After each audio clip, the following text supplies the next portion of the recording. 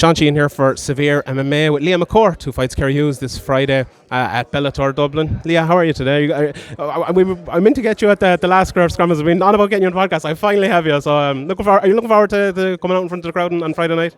Yeah, I'm really excited. It's like fighting in the three arenas, the best in the world. I've fought in arenas all over the world, and it's just a different experience coming out. So I'm really excited. Yeah. So watching your last couple of fights and seeing kind of your style, especially in the last one, it was a very dominant style. You went in across the cage, you took her down, you pulled her down, you beat her with your jiu-jitsu on the ground, and you beat her up from the mount.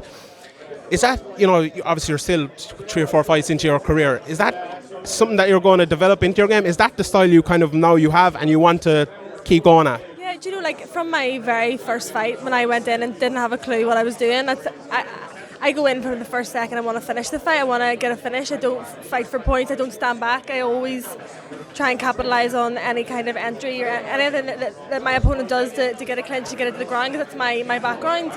Obviously, working with Owen Roddy, we work a lot in striking, a lot in sitting back, picking shots, stepping off, waiting for them to commit and strike it in. So working with him has just been like adding to my game and my knowledge just unbelievably. So I'm obviously going to be predominantly a grappler, but yeah, that's kind of my style. So, like you mentioned Owen Roddy there, and obviously you started up at North. What kind of way are you training now in the week? I see Molly McCann is around here as well. You're training with her. You seem to be, and obviously it's a good thing. You're training with all different people. What's the week like for you with your training? Yeah, so no, I train full time under Owen Roddy. So every day I'm in Dublin training with him.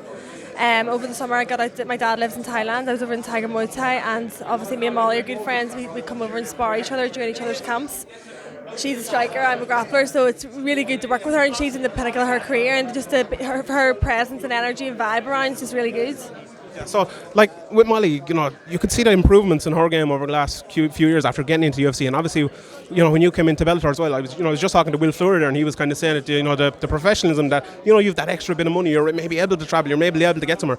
Do you find like the improvements since then have just gone up? For me or Molly? For you. Yeah, no. Working with Molly and kind of just being able to work full time. Yeah, just like we're so similar. Our headspace is the same. We both came from nothing and built these opportunities and everything for ourselves. We both have.